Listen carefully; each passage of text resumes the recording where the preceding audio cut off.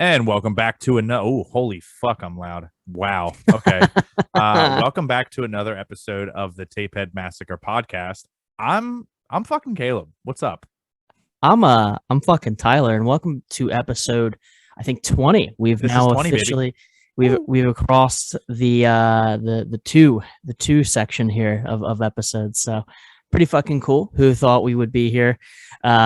I think we talked about this a couple episodes ago. After a 6 month hiatus, we'd be in 20 episodes, but here we are, man. We've made it. We've crossed that line. So we're Listen, sky's the here's limit now. 20, and then we're on the road to 50, and then 100, and then sky's the limit. And Baby. 1,000. Sky's the limit. 1,000. All right. Yeah, that's it, dude. That's it. Well, Caleb, man, what did you do this weekend? But I feel like we had to hit a lull there in communication. We usually text every day, but We usually do. Yeah, we usually Yeah. text every day, but you were one with the wilderness. Dude, For a I couple was days, and we didn't talk yeah, about that, so I definitely want to talk about that. yeah, man. How'd that fucking go, man? It was good, dude. So for everyone listening, I am not an outdoorsman. I don't know if I've made that clear or not before, but I'm certainly not an outdoorsman. And me and my wife decided, fuck it. Let's take advantage. Let's do something adventurous. We've been getting in a rut here the last few months of doing the same shit week in, week out. We thought, hey, let's do some camping, right? Let's get back with Mother Nature. Let's get back with the God. Am I right? The Lord up above, God himself. Let's get in nature. So, um, I don't know if you're the same way, dude, but when I have like an idea of something I want to do, I do it like to the nth degree. Like I don't know how to just like hold back and be like, ah, well, we'll Oh, do dude, this, or hundred I, percent. I go way too fucking hard in the paint. My thought was, let's go to PA. Let's just take a 2 hour hike, go somewhere we've never been before and camp. And thank God my wife's here to go, hey, fuckface, maybe if we hate it, we can at least return and be close to home. So we don't have to take a 2 hour drive one way and all the way back if we hate it. And I was like, good point. So we ended up going about 15 minutes down the road, camped out, did the whole tent thing. It was awesome, dude. It was cool. We had a bunch of neighbors around us. You guys go to Four Seasons? Yeah, Four Seasons. And Always a good time. oh, dude, it was a good time, man. It was right in the wood section too. So I mean, it Yep. was very Yeah, because I saw your post or Kate's post, and yeah. your campsite looked nice. So Yeah, I got super drunk. I think that's the move every time to camp is just to kind of get you don't have to pretty drive drunk. anywhere. Listen, Don't have to drive anywhere, and it makes tent sleeping a lot easier. But yeah. I've never put up a tent before, but we did It that. looked So good, that, man. dude, it was Good. like it was a real tent. Like it did its thing. It did what it was supposed to do. It tented me in to the Yeah. And nah, man, it was cool. They had like this like light show going on. A lot of people own golf carts at campgrounds. I've realized. Dude, I'm serious because like there's people that live at Four Seasons. Well, that's the So other like thing. Yeah, it's that just was. like there's people on golf carts and they're just like I'm gonna fucking drive around. It kind of wanted to make like have me reorient my life and my goals. I was like, I don't know if I really want a fucking home and kids. I'm like, I just kind of want to like buy a piece of land, get a trailer, and like pretty it up, but like just do that shit. Like that Yeah, no, was I think that's a move, dude. I think that yeah, really is a move. No mortgage. hell yeah, no mortgage. Like it was cool, man. I spent way too much money though on camping gear. That's a whole other But listen, you only have interest. to do it one time. That's a good point, right? Unless you Like have to you like buy the something tent. breaks. Like here's the Yeah, thing, a tent, right? Now, granted, you guys enjoyed it, so it's going to be a worthwhile investment. yeah, So it's not going to be like we fucking went out this one time, packed this fucker up, and not have it fucking come out until it's dry rotted 10 years from now. Like that's not going to be right, the case. right. Like you're definitely going to use that probably again this year. I'd love to go camping with you guys. We'll do like a Hell yeah, like a dude. like a big night out. Right. But the thing about camping gear is like you literally like you spend a couple extra dollars to get good stuff, and Yep. then you're good. You don't have to fucking buy it again.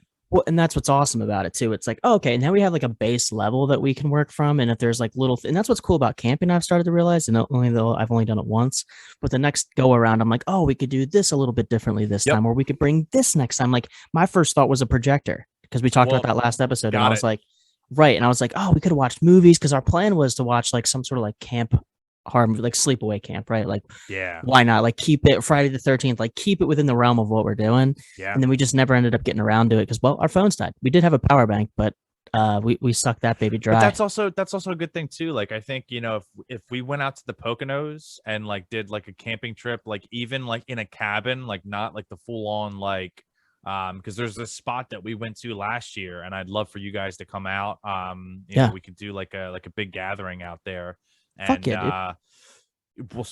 we'll fucking bring the projector and we'll fucking pop that shit on the side of the fucking Yeah, the cabin and we'll be good, you know. do the We'll damn watch some thing. fucking some scary shit. But yeah, Hell no, yeah, I'm really glad you enjoyed it because I really do. I'm kind of the opposite. I am an outdoorsman. My dad kind of raised me to like enjoy the yeah, outdoors and like I got a little savvy with survival, you know. I was never in like Boy Scouts or anything, but like I kind of right. did enough Boy Scout stuff with my dad, like in the woods, because we'd vacation every summer and we'd be gone for like 2 months every year when Oh, school that's was out. true. And then like we'd go to like PA or Virginia or Maryland or something and we just camp.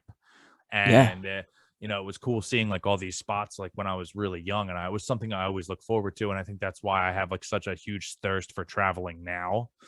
yeah, You know, and I'm like, that's why I think I'm cool with driving because I was always in the car with my dad, like when I was younger, and it wasn't like a fucking boring experience, you know. It was like a cool experience because like being cooped up in the house all the time, like playing video games and watching movies was awesome, you yep. know. But then like summertime came around and it was guaranteed like we were going somewhere, and like that was always something to look forward to. And like I was always the type that would be in the passenger seat like looking out the window checking out all the surroundings, and like Hell I had yeah. to be glued to what was going on around me. So True. Well, that's a good point. I forgot about that with you too. You were always traveling in the summers. Usually in the oh yeah, summers, I never connected with you until like August or like yeah, right when summer kicked off. That's a good point. And you know what's a couple of things I learned camping was one, I did the right thing. I got insect repellent and a lot of suntan lotion because I'm pale and bugs love me, right? So I knew yeah. to avoid that right off the rip. Um, two, what was the other big thing I learned while camping as well? There was another big lesson Was learned it a there, but I food can't. thing? So it wasn't so much food because I enjoyed that part. That was fun. We cooked some hot dogs. We made Nice. s'mores. Did you get the campsite with the fire? So we did. We got well. They have the ring, so we ended up buying Yeah. firewood Yeah. there. But the cool thing about I didn't know that about campgrounds. They pretty much like you could do all of your purchasing at the campground for your There. basic needs. Yeah. Yeah, For and sure. and that's what I figured out too. And I was like, oh fuck, I could get firewood here. I could have got like a citric candle to like Yep. burn and like keep bugs away and shit. Yeah, But it's it always was good. but we definitely want to do it. We want to go back to Four Seasons, do like a cabin. Like that might be the move Yeah. next. Like Well, to there's do that. literally there's this well here I'm gonna give away this fucking this gem here forever all the listeners. There's a There place you go. in the Poconos. Yeah. The website is literally cabins, the number 4 rent.com. And Oh. that's the website. And like the cabins on there are fucking cheap as shit. And like they're meant for going with a group. There are like honeymoon like cabins, you know, that Yeah. like are meant for like a couple's, you know, getaway. But like Yeah. on this plot of land, there's like I think it's 8 cabins or 9 cabins, something like that. And like as the numbers go up, the cabins get larger. So like the one we stayed in was like a 6-person cabin. And all of them have hot tubs, jacuzzis, whatever you want to call them.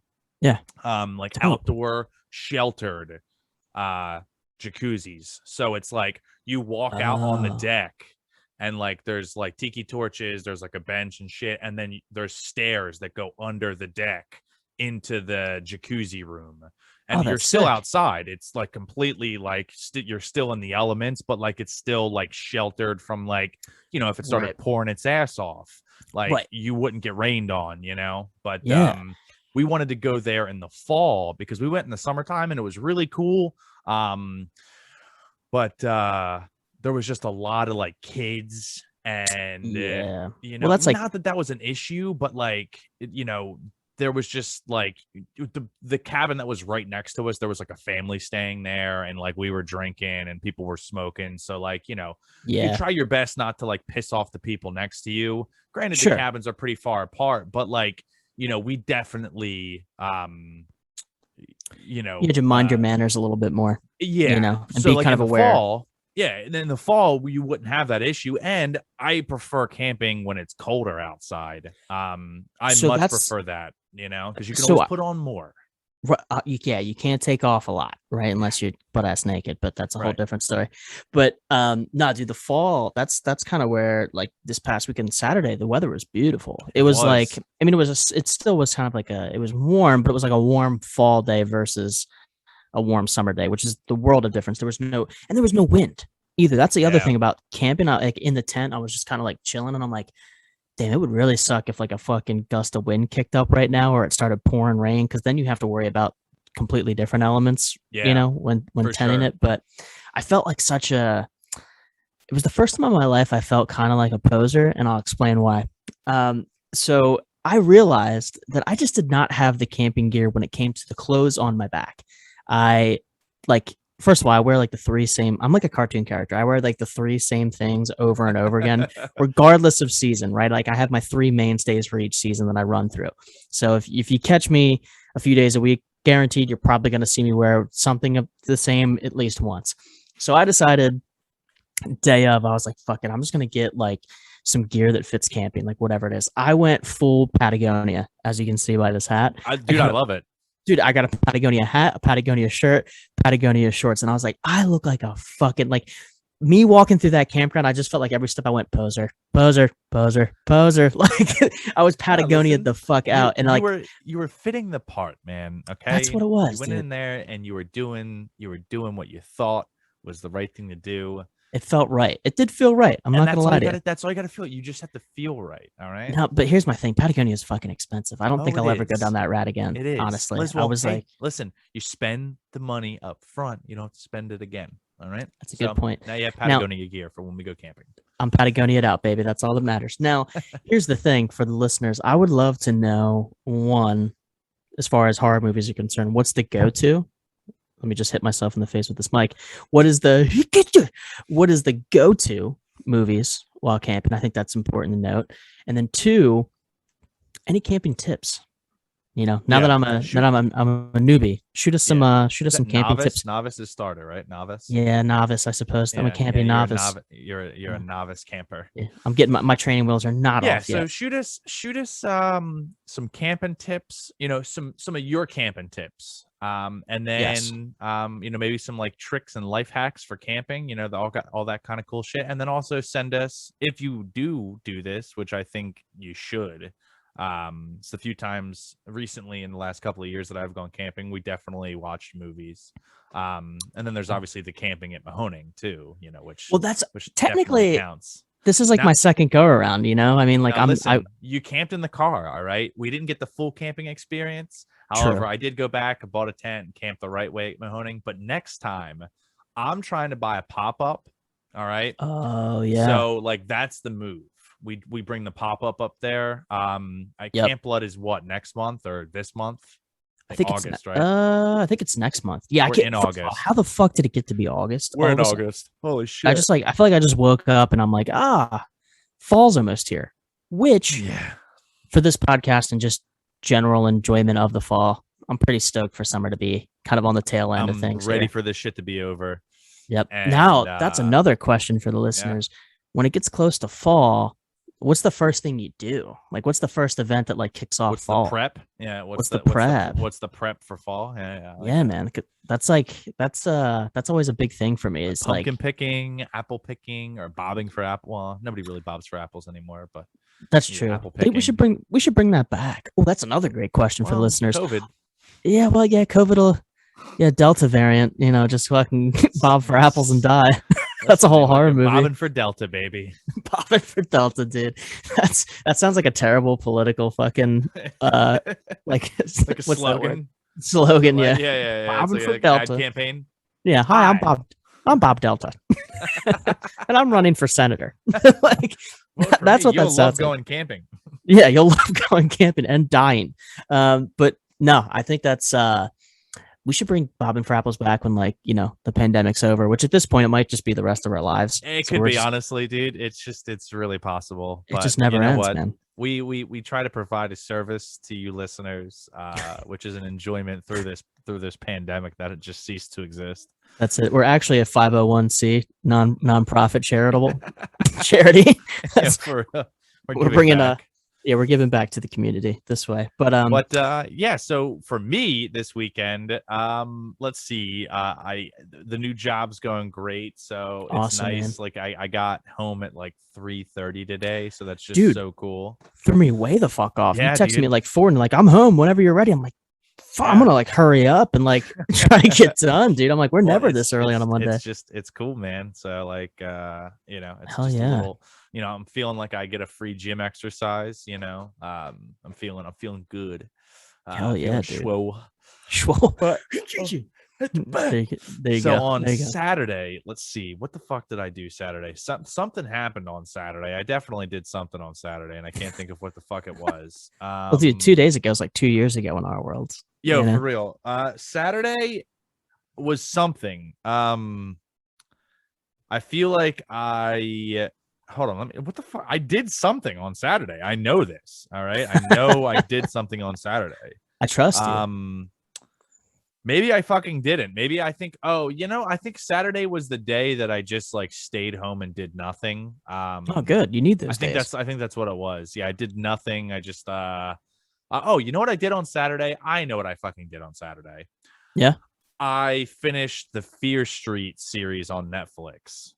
How So was that overall? they were really fucking good. And listeners, if you have Netflix, it's called Fear Street. And they're actually based on R.L. Stein books, which I didn't know until the end because it What? says based on the novel series by R.L. Stein. So definitely, No I'm not a way. reader, but if you're into books, you want to do the books before the series or a series before the books, whatever. But it's on Netflix. It's a 3-part series story, more or less, that is in a continuation. So you have 1994, 1978, and 1666, and Okay. it tells the story of the witch Sarah Fear, and it's pretty sick. There's a lot of twists and turns, a lot of familiar faces.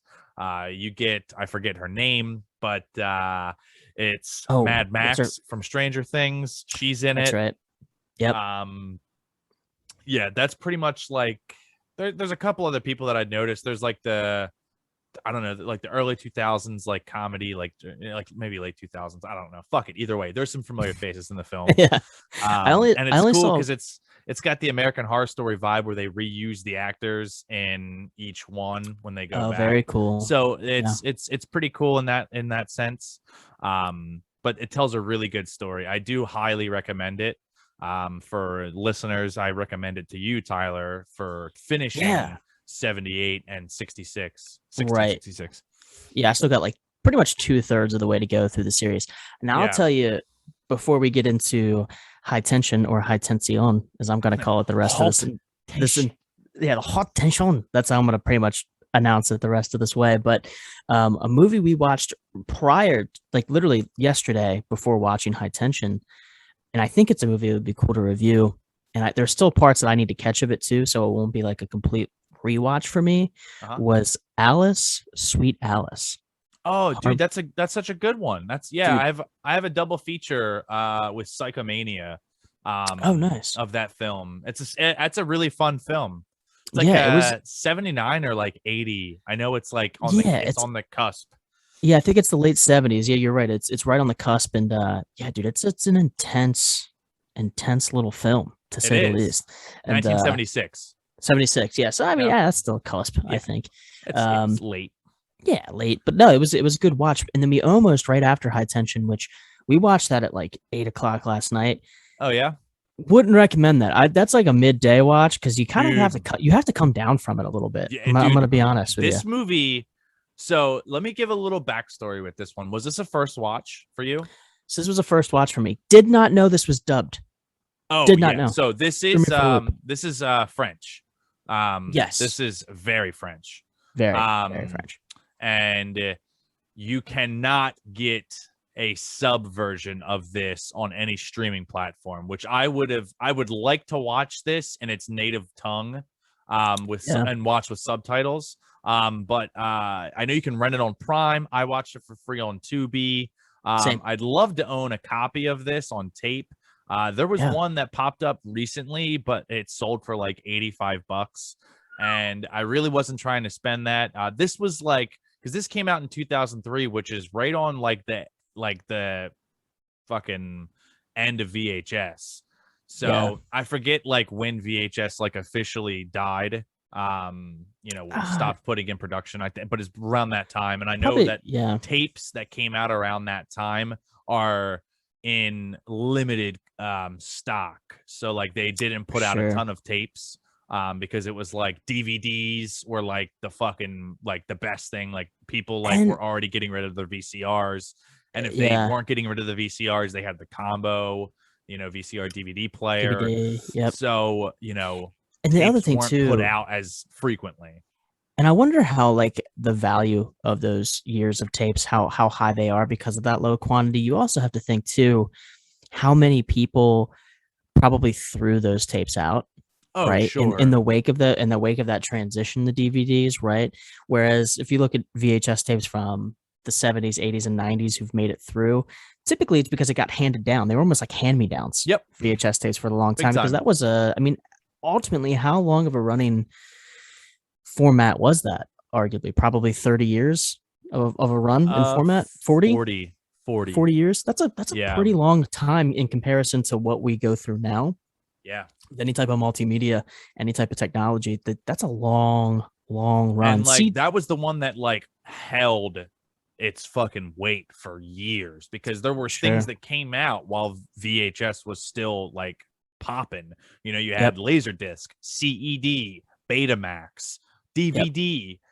There was a lot. DVD obviously put VHS to sleep. Sure. But it's funny because we did that VHS swap a couple weeks ago, and it was funny because I'm like taking DVDs that I have tapes of, and I'm getting rid of the DVDs and keeping the tapes. It's kind of the It's opposite so of what's happening. it's pretty funny though, to It be, if you is. think about it in that way. Um, but no, man, it's I forgot where we were on that topic, to be No, honest. it's so with high tension. This is one of Oh, I really like this film. This was one that I rented so much when I was younger because this was one where the cover just grabs you.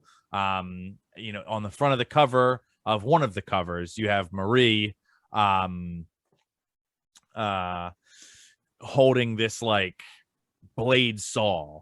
Um yep. and she's like covered in blood and she looks badass as fuck. Yep. And it's high tension and you're just like, holy fuck, that's a cool cover. And I remember like seeing it with my dad, and like my dad was a covers guy just like me, so if I had a cool cover, we wouldn't even look at the back of the box, we would just snag it and like put it in the pile of shit we were renting from Blockbuster. And we rented this multiple times because of how good it was. Now granted, this is a French film, and this did have an American release. It did not have a theatrical release in the States. So really, the only way to see this film was if your local video store or Blockbuster had it. So I was definitely fortunate that Carl's Corner, Bridgeton Blockbuster like stocked this thing Whoa. You like would I would. frequently. I mean, that was I, my Blockbuster. There was the true. Blockbuster in Pennsville, but that was further away than Bridgeton from my dad's house. Oh, see, because now, Probably man, I don't know. I would say it's probably the same distance both ways for you. yeah, well, because I lived in the old place prior to where my parents live now, which if Yeah, where I was living with my parents lived, Carl's Corner probably would have been the move, but where we were in Alloway, Pennsville was like it equidistant. probably was like the same. Yeah, Yeah, it was like probably within 5 minutes of one another. And Pennsville yeah. back then, I felt like had more going. No offense to Well, it Pennsville, did. but Well, no, yeah, definitely. I mean, F- there was the movie theater in Pennsville. It had yep. the two Oh, screens, true. Before and it then the closed, yeah, Blockbuster was right out front of that. right. So, It was a and then the two for one. bowling alley was there too. And literally, they Right. all three of them closed down at the same time. And Yeah, with one fell it's pretty swoop, much which pretty much the end of Pennsville. So, no, 100%. um, And you know what's cool? What was interesting about this film too? One of the things I noticed, part of it was dubbed over, and then other parts weren't. I don't yeah. think I've ever. So I think that was the so I think for those parts, because I noticed it like specifically on this watch, I believe they were things that might not translate well. Yeah. So Yep. instead of like having the voice actors do them in English, they just left it in French and had subtitles for those parts. Which is And it kind of kind of added an effect. It kind of added this like special effect to it, it like made like those statements more impactful. yeah, because the subtitles would kind of flow in, and I think to your point, that's exactly what I thought was like, maybe there's just a translation issue where if it came out in English, it would sound very clunky and kind of ass Hmm. backwards. And but what was cool about it, it was like almost um it still had a good flow about it. It didn't really mess up the rhythm of the film to me when it would kind of switch Absolutely. back and forth. I thought it was Yeah, I pretty cool. agree. Um, but one of the things I noticed with some of these early 2000s films, regardless of what country the films were being put out in, if you look at '03 in a couple of different ways, there was two big films that I had a very like like I reminisced of when I was watching this film, and I don't know if one was in was influenced by another, but two films that really stood out to me while watching High Tension were Jeepers Creepers. I think Mhm. one more than anything because of the van that was being used was Yep, so Jeepers Creepers esque. for sure. Also, the setting, right, a very rural setting, as a la Jeepers Creepers, the first with Justin Long while they're making their trek through the farm fields. Hmm. Two, Joyride with Paul Walker and Steve Oh, Zahn. If yeah, you've yeah. ever seen that film, it's very yeah, very similar vibe to me to some degree. Now it kind of took a different turn toward the back half of the film, but Hmm. I think there was a lot of things that kind of reminded me of it where it was, or what we thought it was two women trying to escape a crazed killer and sort of a unnamed and unknown killer for the most part. Yeah. Um, which I thought was pretty interesting. But yeah, they were the first things that jumped out to me while watching this film, without Absolutely. question, hands down. So this the release date in the United States for this was June 10th, 2005. It was released in 2003 in France and Italy and Romania as well. It was filmed in Romania, which Mm, is cool. And then it had a budget of 2,200,000 2.2 million euros estimated budget. And then it got it. grossed 3.6 million in In US the and Canada. States. Yep. So one really cool thing about this film that I noticed instantly that I did have to look up was the aspect ratio for this film. It's shot in 2:3:5. So I your don't know what that standard means. so it's basically like the the the ratio of the screen size. So like for Oh, instance, like a monitor's aspect ratio is 1920 by 1080. Standard VCR is 16:1, I believe, if I'm not mistaken. And most standard films are 1.85 or like 2.39. This film was 2.35, and it gives it an interesting look. And the cameras they used in this film were very interesting. You had this production company of Alexander Films and Europa Corp, who put yeah, this film out, and um, the camera work in this film is something to note, like right off the gate. And yeah, this film is a very beautiful film, and I feel like that has a lot to do with it being shot in Romania. You can get a lot of like scenic landscape shots that like give you a really good like depiction into the land. And yeah, like the opening scene with the car is really interesting. Well, technically that's not the opening scene, but like that's like the second, after the title card. yeah, Is very pretty with Marie and Alex in the car. yeah. um And I think but too, another part of that is like even the landmarks, the architecture, like the old farmhouse of Yeah, Marie. the That farmhouse is super cool because like you're going through the house, and like all the rooms and like the doors and like the structure of the house is something to like notate. And it's very pretty. yeah, um And basically, how I want to talk over this film, and like I probably should have talked to you about this before we hit record. That's all right, dude. We'll do it live. But we're gonna fuck it. We're leave doing it live. Leave it in for the listeners to hear how we That's right. basically So, come up with these ideas. hey, listen, that's so fine. Narratives. Yeah. I wanna run this film from pretty much as best as we can, front to back, and then we'll backtrack after the fact. Oh, sure. That makes sense. You know what I'm saying? Well, I feel like quite honestly, as an average listener, watcher of the film, your first watch of the film, I would like to go in order of how the film plays out and then backtrack. That's fair. I think too, because of how this storyline kind of runs itself through, almost like Night of the Living Dead, you can pretty much hit the high notes within a pretty quick for sure process, because there's in terms of storyline, there's not a lot of in-depthness other than tying in beginning and end, which I think makes total sense. This film, obviously I saw it at a younger age, but now watching it for the first time in a couple years, I did watch it a couple years ago and revisited, but I obviously didn't pay attention to it as closely as I did with this watch. Yeah. And with this watch, I definitely paid a lot more attention to things. This film holds the fuck up, and it's built, and the tension that's built, all pun intended. No, yeah, all pun intended.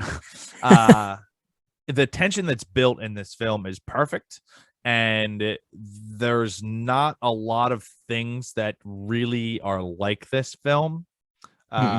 This is a very interesting film on its own because it doesn't rely on storyline, and it doesn't rely on character development for you. Well, actually, that's not necessarily true, because you really do get to like Marie and Alex. They're best friends, and you really do start to like them, and then you really feel for both of them after this first act. Well, basically, I mean, in that whole first act, from when they're driving from, I guess, I don't know if they're, and it might have alluded to it, but I don't know if they're like college students, like coming from there to Alex's home. I think it's something along those lines, and they're best friends, and they want to just spend like a quiet weekend at Alex's parents' house, like at the old farmhouse. Yeah, and you can kind of make that assumption based on how the conversation's going, and a lot of their topic of conversation has to do with Alex sort of frivolous behavior with men, and how she's kind of, it's the flavor of the week, if you will, with her, versus Marie, who really Alex questions pretty much the whole first act on, like, hey, when are you going to get it together and actually like talk to somebody and be with someone? And you kind of get the sense of Alex is much more of the comfortable one in her skin, and she's willing to kind of let it hang out, no pun intended, with other individuals, where Marie is much more of the quiet, reserved wallflower type. So you can kind of really see those two dynamics fleshed out between their conversations, from the car ride all the way until they actually get to Alex's farmhouse, where Marie meets her family, right? Very briefly before events start to happen. And one thing to notate with this film is that this is unlike any other film we've talked about on the show, which there's no comedy in this at all. None. No comedy. None. And this, we're gonna give a big spoiler away for this. So if you'd really like to watch this film, and we're gonna hype this, I will hype this up. I'm gonna say right now that, like, I would much prefer you to hit stop on listening to us right now, go watch this film, come back, and then listen to what we have to say, only because this does develop into a very big holy fuck, and giving that away kind of feels bad. I don't want to, but like, I love this movie, and I want listeners that might not know about this movie to go and watch this movie, because this is definitely way up there on my list for like some of my favorite horror movie in general. I mean, there's a lot to love about this movie, and let's fucking dig into it. We kind of already established that Alex and Marie are heading out, but before that we have the opening scene, which is a person rocking back and forth on a hospital bed, and You they're see the saying, yeah, you see like the feet dangling from yeah, you like the see the close hospital up. bed, Yep. and the line that's said is, I I won't won't. let anyone come between us anymore. And That's it's it. like a mantra repeated over and over and Yep. over again. And Whispered it's too, yeah, which is pretty exactly. creepy. And you have this like kind of like almost like vision into the future type deal where Yep. there's a guy like on the side of the road, he almost hits this girl in the middle of the road, and then like this It's girl like comes Marie. in, and yeah, and Marie like comes up and bangs on this guy's window, And and it's like, she's like, help help me. me, help me, help me, and like Yep. she's all bloody and shit, she's all fucked up, Yep. and you're like, holy shit, and then boom, movie starts. Alex is sleep or Marie is sleeping in the back of Alex's car, and they're on Yep. their way to Alex's parents' house. And that's when that whole conversation fleshes itself out. Now, meanwhile, I don't know if the scene cuts to when they get to the farmhouse or right before they get to the farmhouse, but you get an introduction to Mystery Man, who ends up being Well, hold on. It's not Mystery Man. It's Le Terreux. Le Tahoe, or whatever the fuck that means, by Philippe Nahan, if that's how you pronounce it. I Yeah. just went full Philippe backwards. Nahan. I just went full backwards English. Philippe Nahan. Le Terreux. Yeah. So I'm gonna get that translation. Go on. yeah. So you get an intro to him, and you can pretty much make out by his gear that he's like a mechanic or truck driver of some sort, a la Candy Cane Joyride is what came to mind initially. Yes. Um, Le Terreux. Yeah. Hold on. I'm gonna get the pronunciation for it. Oh, I thought that's what. Oh, damn. You had me there. I thought that's what you were hitting me with. It's Le Terreux. Le Terreux. That's what the Google Translate sounds like. Le Terreux. It stands for the killer. Ah, well, there you Easy go. enough. Easy enough. French for the killer, apparently. Played by Philippe Nahon. Philippe Nahon Le Toya. Now everybody knows killer in French, which is Le Toya. Le Toya. There you go. I learn something new every day on this podcast. It, baby. We're educational as much as we are anything. But no, so we learn about him, and then that scene, man, that opening scene. Whoa, that really sets the tone. He uses a decapitated head to basically blow himself with. Yeah, he blows himself with this he's just fucking, because it looks like the angle makes it look like he's getting roadhead, and right, and a like cornfield. You hear him finish, you know, he makes the final hoorah, you know, and then he just and then it'd be crazy if every and he drops the head outside of the van and drives away, and which like you're like, oh, he was using this as like as a toy. So it hits you with two things right off the rip within 15 minutes: sexuality and brutality. In one scene, just boom, like that. And you're like, oh, all right, well, this is going to be pretty brutal the whole way through. Oh yeah. This quite honestly though, I think that is probably the most disturbing scene of the whole film. Quite honestly, there could be there's competition in there for sure, but I think that one, at least to me, stood out the most. That definitely takes a disturbing cake for sure. 100%. So you get an introduction to him and his Jeepers Creepers van, which is the best way to beating you. It is eating you. Yeah, it's be eating you van version, maybe 1, because I don't know when Jeepers Creepers came out. Let's see. We're gonna Jeepers Creepers was 01, 02, I think, 2000. Okay. It might have been before it. Yeah, I think it's ready. I'll say 01. You're saying 01? Yeah. 01, baby. 01. I'm not as much of a noob as I thought. And High Tension got a French and Italian release in 2003. So technically, Jeepers Creepers came before. Interesting. So very cool. So it's a very cool. Jeepers Creepers-esque vehicle, and it drives away after he dumps this decapitated head off, and then it's back to the farmhouse, and it's nighttime now, and they get up to the cornfield.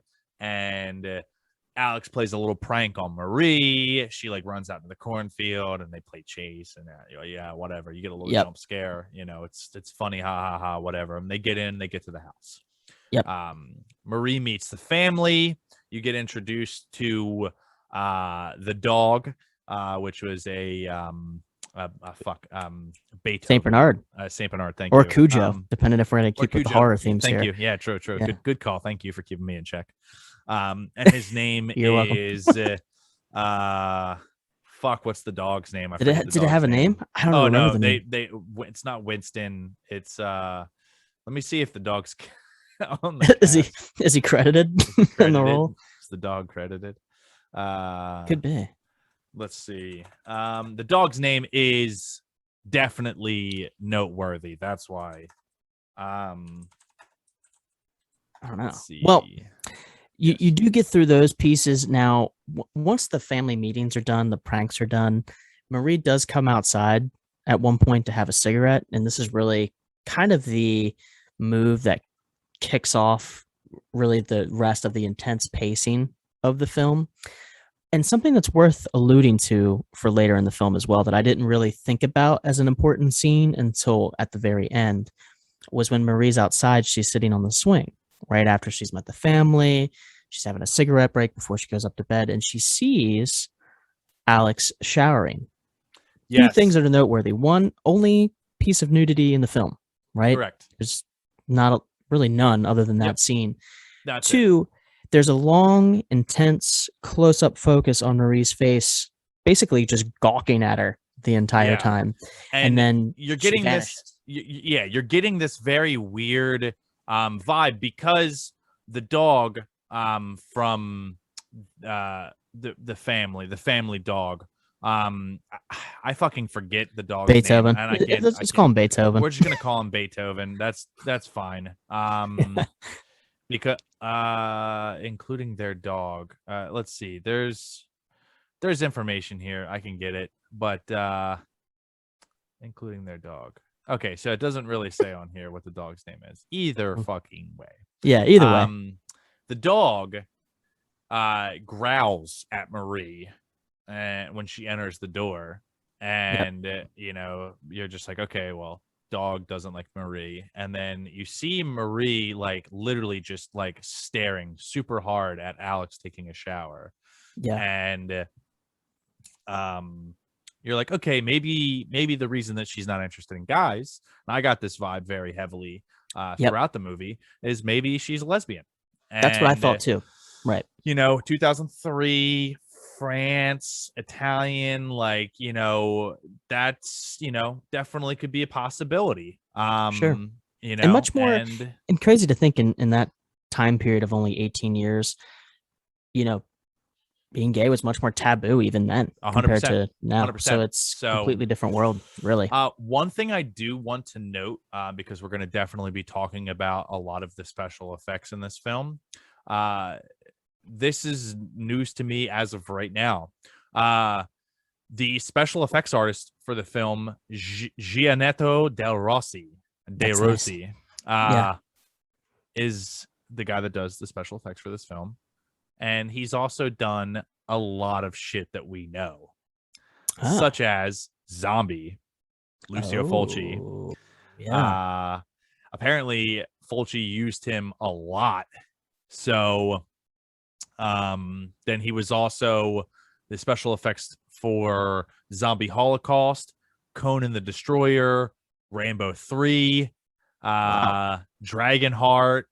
He's got a very extensive discography, and I would like to say that it shows in this film very highly, in a big way. because the everything that happens in this film is very intense. So you get this weird sense that Maria is like a closeted. I almost said homophobic. Yeah. She's a closeted homophobe. Which is not the word. Yeah, it's not the word. She's she's closeted. And that's kind of like the vibe you get now. And then you're correct. It pans out to where she was sitting on this swing, and she's not there anymore.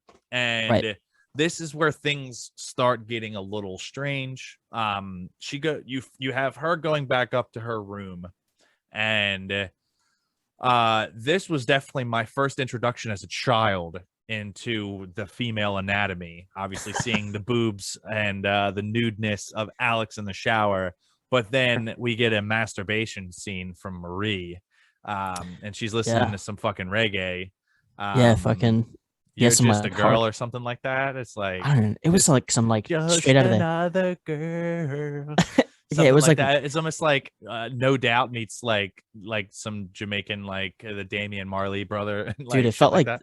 it felt like 1980s, 70s like dance hall reggae from like Yeah, yeah, Jamaica, like straight out for of sure. Jamaica. Yeah, Which if you think about that time too, that was like late 90s, early 2000s. That was like a weird time in music where like reggae was like still I very was. involved in like the Yeah, like you had the ska scene that was influenced by it. You had like your 311s, Red Hot Chili Peppers, Sublimes of the world, No Doubts the world that yeah. were heavily influenced. So it was definitely with the times for sure. But yeah, she was But yeah, she's sitting there with her tape deck, and she's going to town. And meanwhile, Leitwe pulls up in his vehicle out to the farmhouse, almost like right in the and fucking front door too. Like he pretty didn't much park like a normal human. He was nah, just like, he's just like, I I'm just don't gonna ride up. care that they know I'm here. I'm like, Yeah, no, he was like, I'm coming whether they like it or not. yeah. And like he Yeah. just walks up, knocks on the fucking door. His dude, this guy is gross as shit, because you get like images of like the inside of the van, and there's just like trash and shit Yeah. everywhere.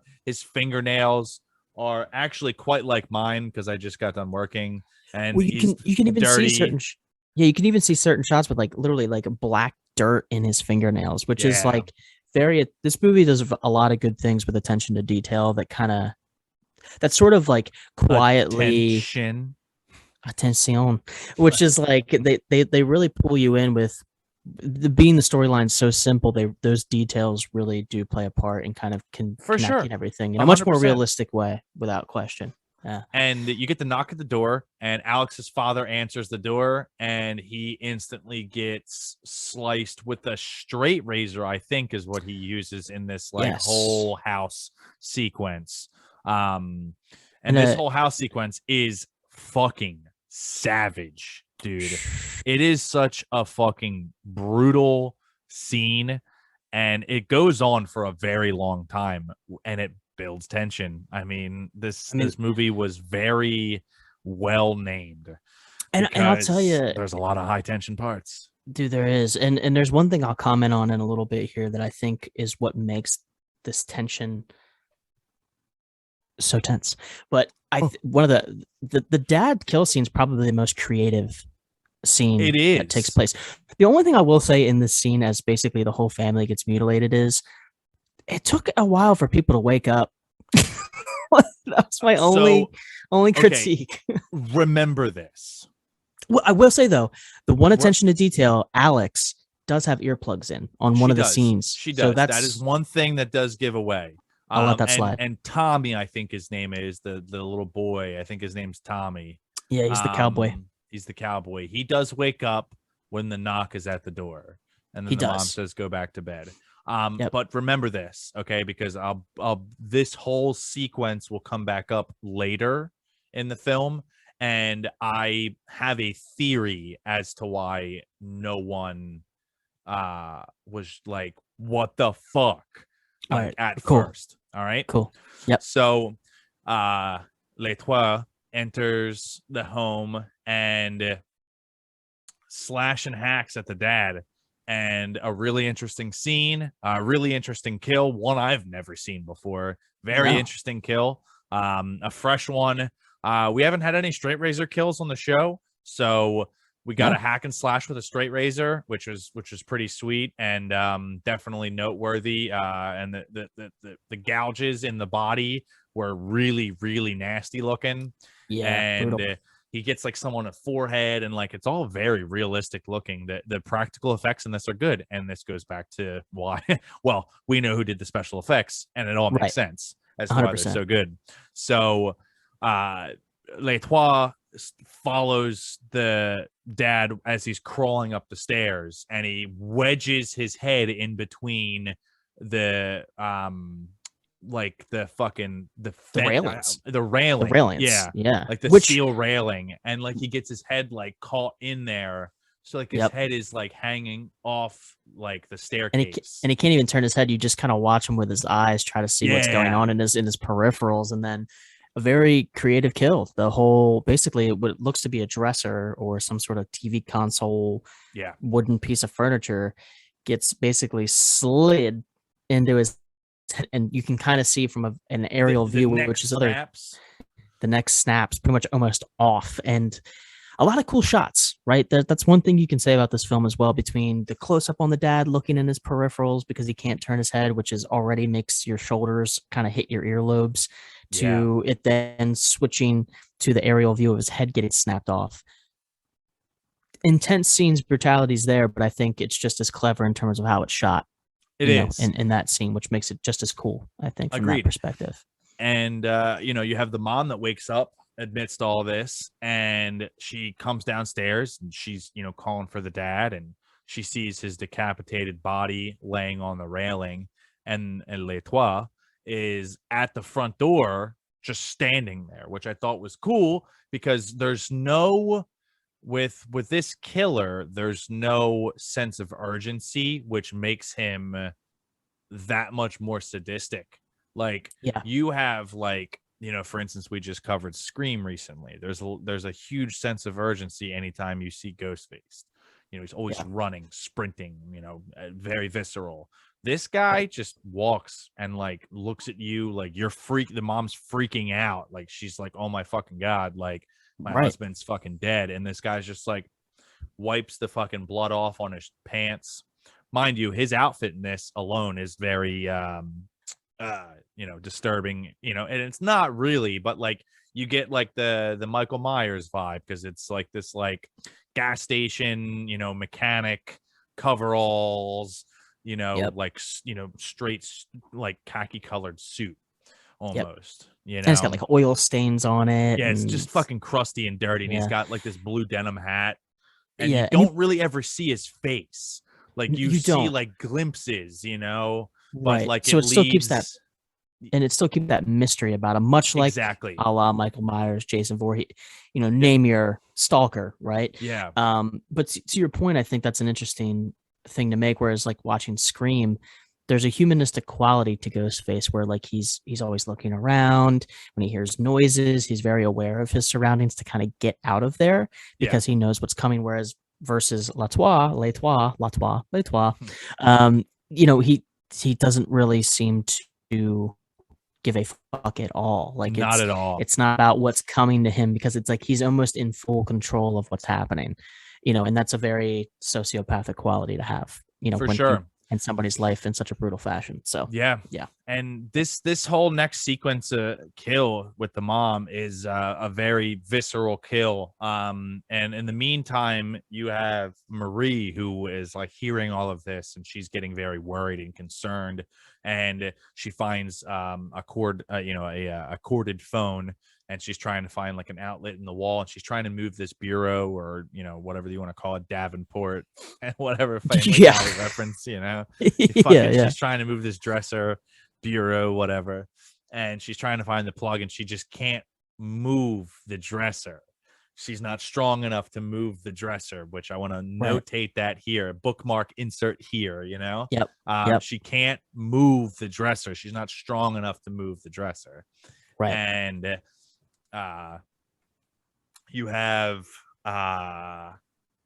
L'Etoile, who is chasing the mom up the stairs, and there's a lot of struggle in the hallway. And then finally, Marie is looking for the wireless phone, and she Right. runs into the parents' bedroom. And there she's followed by the mother, who runs into the room, Oh, finds the dude. phone, and Marie is hiding in the closet, and she's watching the mom pick up the phone, and she's dialing, and then the killer just comes in and fucking slits her throat. And it is such a fucking just boom, like it just happens, and like the cut is so real, and Yep. it's just like there's not like all this like fucking crazy squirting. But then what does he have to do? he has to chop off her hand. No reason why. I guess maybe because it was the phone, holding the phone. Maybe he just right had to chop attached off to the it. hand.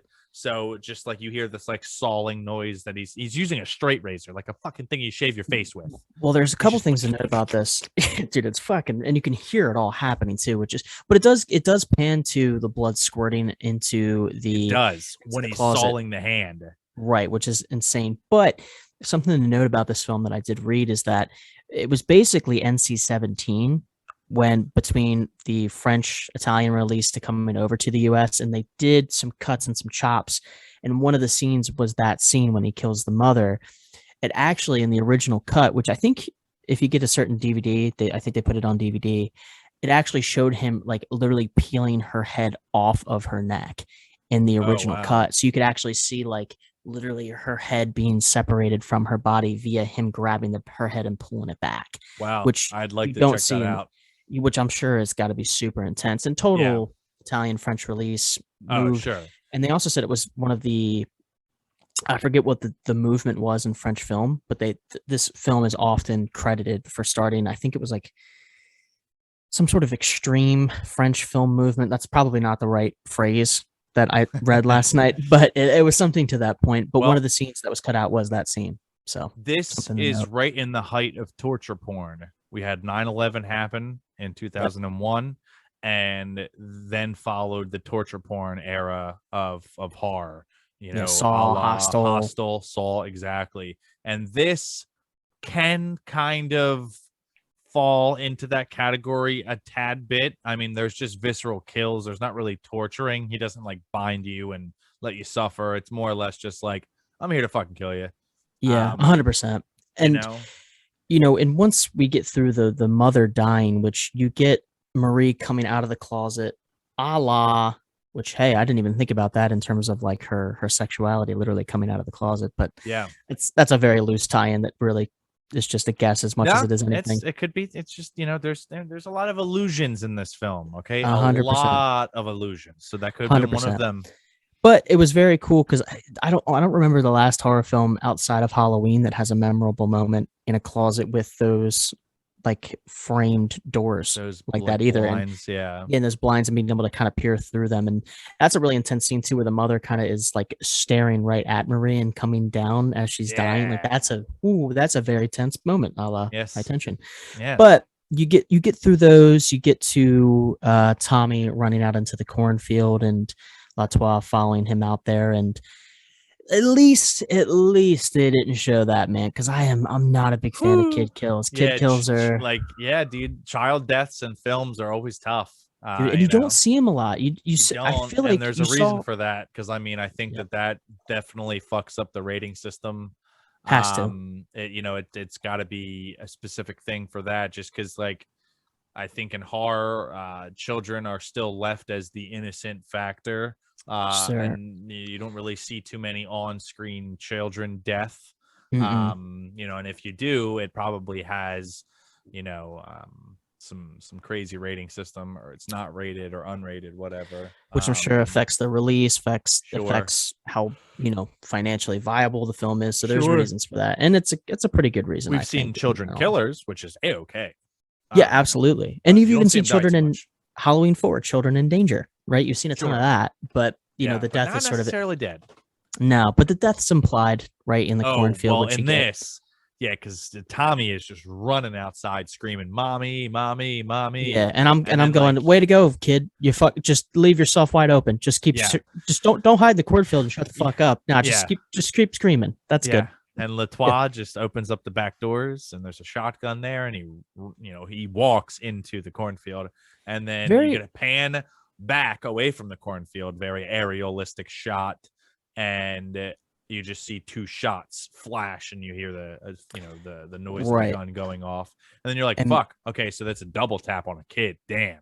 yeah, that's brutal. And then meanwhile, you have Marie coming face to face with Alex, who's now, because you get a little bit before that, Latois comes in and actually like puts her hair behind her ear, almost in like a loving sort of way, although it's Yeah, more there's a so lot of endearing controlling. scenes between Latois and Alex. 100%. But then you come back in, Marie sees her and she's bound and gagged and being Yeah, tortured, and it's a much more intense scene. And that's when it goes back out to Tommy getting the double tap in the correct. cornfield. And comes back One in thing again. to notate is that one thing that does get pictured about 2 or 3 times in the film is the inside of his vehicle and in the cabin area, and you see pictures of women like cut out and like glued on his dash. Yep. And he does grab a souvenir from this house. He cuts out a picture of Alex Right. and takes it with him. And in turn, we have this whole Marie and Alex, exchange upstairs. Right. And Latois comes back in from taking care of Tommy Boy outside. Yeah. And Holy shnikes. yeah. And He's dead. he comes back up and snags Alex and takes her and throws her into the back of the truck. Right. And Marie at this point now needs to, join in. And Marie is essentially sort of following Latois and Alex out to the vehicle very carefully, which I think is what's cool about this film too, is especially the focal points of Marie sort of playing this cat and mouse game with Latois, that there's a lot of shadow play involved, especially given it's nighttime, of course, so that always helps the effect. But she's carefully placing herself around the home and basically watching Latois' every move of the certain angles he's taking, the different rooms he's going into and out of. Dun, dun, dun, dun, dun, which that would have been perfectly played in that. But I think that's what also makes this movie tense and a la High Tension, is because a lot of these type of films where there's a character who you kind of sort of take as okay, this one's going to sort of take control of the situation, in Marie in this case, and how she's always sort of a step ahead of Latois, the killer. Usually there's a breaking point to that, right? Usually there is a face-to-face moment. There's a confrontation between killer and protagonist, right? Whereas with this movie, the whole time, it never gives you that release. It's always they're on the precipice of running into one another, but they never quite run into one another. And that's so what keeps fucking close. And that's what keeps the tension so high. Correct. AKA high tension, is that you're never given that payoff where you're like, there's a lot of fucking tension. Yeah, you're like, there's a fucking great. It's like you start punching holes in the drywall. You're like, God damn it, I need this release. But like you want it, and you keep expecting it in so many different situations, from the in-home invasion to what then becomes. And what's a cool little scene, and again, playing this back now from end to beginning and sort of tying both ends together, is that you get a point where Marie basically gets to the Jeepers Creepers truck, as I'm going to allude to it for the rest of this episode. Yes. And she pulls the knife from the kitchen, right? And you get a close up of her pulling the knife. Another cool camera shot, her pulling the knife out of the knife drawer. And she's positioned herself behind it, Alex being inside the vehicle, to where it almost looks like she's outside waiting for Latois to come around so she can stab him, right? Yes. But there's this weird cut scene to where he closes the door, and Marie is somehow in the back of the vehicle with Alex. Yeah. Which is weird, because you're like, I thought she was outside. How did the killer not notice her, and how did she get inside? So there's this weird gap there, which makes sense in the end because of what you end up finding out a little bit. So you can kind of imply that there. Yeah. So now they're in the back of the van, right? And Alex and Marie keeps trying to calm her down. And you start to pick up this weird thing with Alex, to where even though Marie's trying to calm her down, and you would think, knowing that your friend, even though your family just got mutilated, which certainly is upsetting, but you would think having somebody who's still free and the killer's unaware of would be a sense of hope, right? And a sense of being able to bring some levity and calmness to the situation. Alex is still on edge. She right? is. She's very tense. She's super tense. That's gonna be the word of the episode. Tense. But tense. She doesn't seem to grasp the situation, almost beside herself in hysterics. There's not like a hero element happening here. No, and I keep telling myself, I'm going, Alex, shut I know your family died. All right. You're an orphan. We fucking get it. You're an orphan. Yeah, We got it. whatever. We got it. Great, Alex. Great. But like you would think at some point you go, all right, shut the fuck up. Stop acting so crazy. Get your shit together. You got an out right here, potentially, right? Or at Yeah. least, God forbid, she gets caught. You can kind of like, I don't know, somersault your way to freedom down a ravine somewhere or Yeah, something. for real. But there's none of that. And that's a weird thing I picked up on right in the middle of the Yeah. film, especially in the back of the truck when Marie's trying to talk her into staying calm and I'll get us out of this. Don't worry. Like, I won't let anything come between us. You're safe here. Like, I'll get us out of here. And there's none of that from Alex that kind of brings back that levity, which I think Yeah. is interesting and plays into the whole film. Yeah, and we have the gas station scene that comes up next. My And favorite scene. oh My yeah? my favorite scene of the film, and I'll kind of tell you why. So, also Joyride-esque in a way. There's Yeah. they get, Candy Cane, right? They take control of Paul Walker and Steve Zahn's characters, makes them get naked and walk into the diner as a form of embarrassment, which is a great scene. But very similar, only with less people, that they get to this gas station, right? The Latois gets out to pump some gas. Marie sees this as an exit plan, right? So she does her, best, again, cat and mouse game to quietly get out of the vehicle because she's already unlatched the door as they were driving. So she can simply just open it without making too much of a ruckus and bringing too Yeah. much attention to herself, to where she can escape and sort of tiptoe her way into the gas station. Um, and what becomes of that is, she gets there, she gets to the gas station clerk, she quietly pushes the door closed, hunches down and says, "Call the police," to which alerts who we come to find out is Jimmy, the gas station clerk. Oh, Jimmy. Old Jimmy, played by, I have his name here. Where is it here? Frank Calfoun. Calfoun. Calfoun. Plays Jimmy, the gas station clerk, and he's clearly beside himself when she comes in. She's a little bit dirtier looking than when we remember her in the home when she first gets there. Clearly beside herself, and she says to call the police, and then proceeds to hide behind some of the aisles. Now, one cool scene that I did just miss though is when basically the gas is full, right? Latois is done filling the gas. She realizes this and starts running, and it's almost dreamlike. It slows down. Things start to become kind of blurry as she's running into the gas station, which is a cool little scene as well. Again, building the tension.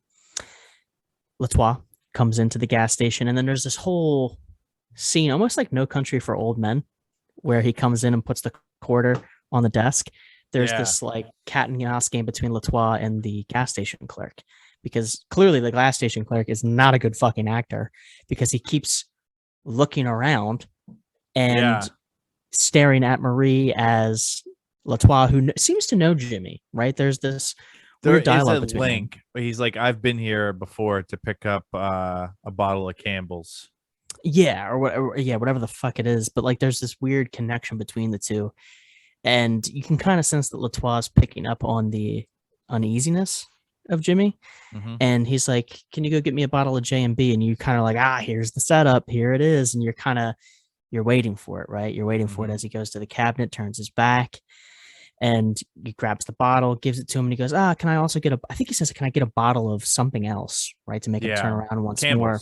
Campbell's. Yep. And then as he grabs it, turns back around, comes with the axe, whoom, right to the midsection, dude. And it's a cool kill, but it really, again, the word of the day, it keeps the tension up, because there's this whole, I know something's happening here. Like, it's a I know something that you don't know game between the two, but they're on two different playing fields, right? Of what's going to happen. Absolutely. And Latois gets his gets his kill. And I think he even says, as he's leaving, "What were you looking at, Jimmy?" Like, to himself, "What were you looking at?" So he knows something's up, right? He knows somebody's onto him, but he just doesn't know what transpired necessarily. Right. But he had to get him, he had to take him out, right? As a confident and successful killer would do. And I think that's a cool scene. That's probably my favorite scene, just how it's shot. The glitziness of the gas station backed against the dim parking lot and dim surroundings and situation that's happening. And then we have this other sequence between Marie and Latois as well, because he starts checking the the gas station out. He locks it down, he turns the power off, and then he goes to the bathroom to take a leak. And then he Yep. starts checking the stalls, and Maria's hiding in one. Right. And he doesn't seem to find her, so he leaves, and he dipsets, he's outie, Yep. and she hears the van pull off, and then she goes in to grab keys of Jimmy's, and then now she's on the pursuit. She needs to Right. chase after the van now. Right. And she's on this in this badass sports car. I thought it was a Chevy Camaro, but I don't think it was. It just kind of had the racing stripes. It looked like it, but I don't think it was. Could have been some little Italian car.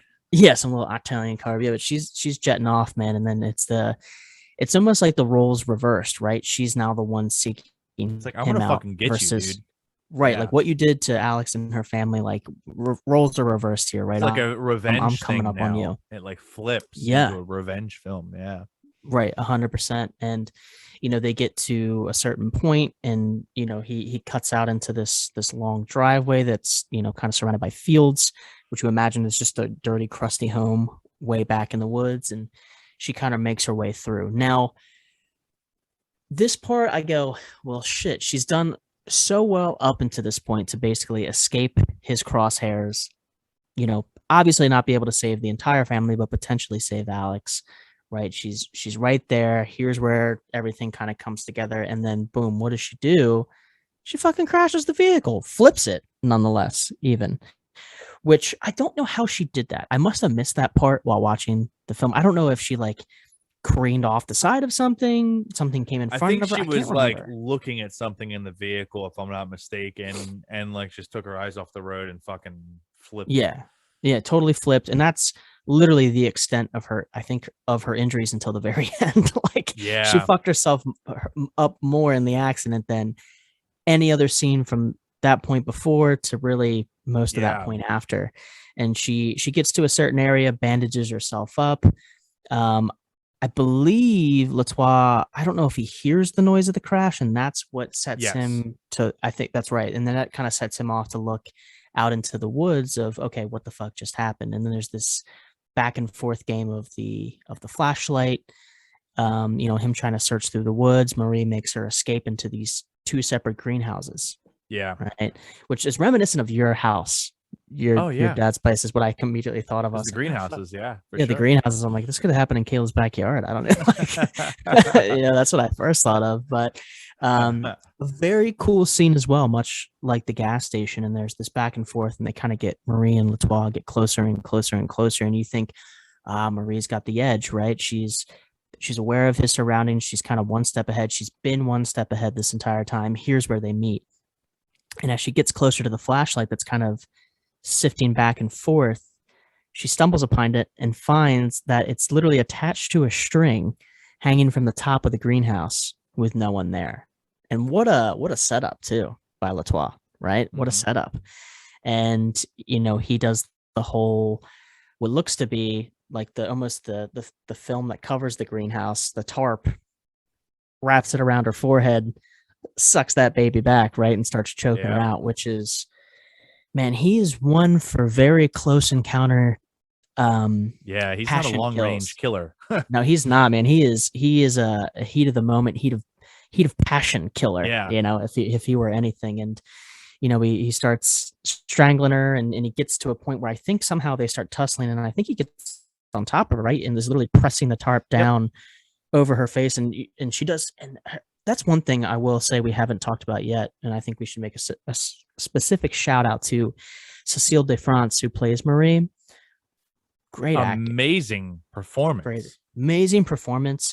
And I think that scene definitely encompasses it. I mean, talk about being able to act out a struggle and breathing. Like, I felt that shit. Like, she's convulsing. Like, literally, you're like I became short of breath watching. I don't know. I always hear about Italian directors and like French directors, like always having like this like attitude to be like, nah, actually do it. Like, put the tarp over her face and actually suffocate her. So I mean, that could have a possibility. Yeah, right. That could be some real shit. A real struggle. Yeah. And then she happens to find the right. Either way, sold the fuck out of me. And then she grabs the rock, and right to the And it's to the so sick dome. because he's like confused at first and he's like, what the fuck? And then Right. like his ear starts bleeding and then he takes his hat off. And this is when you first get to really see his face.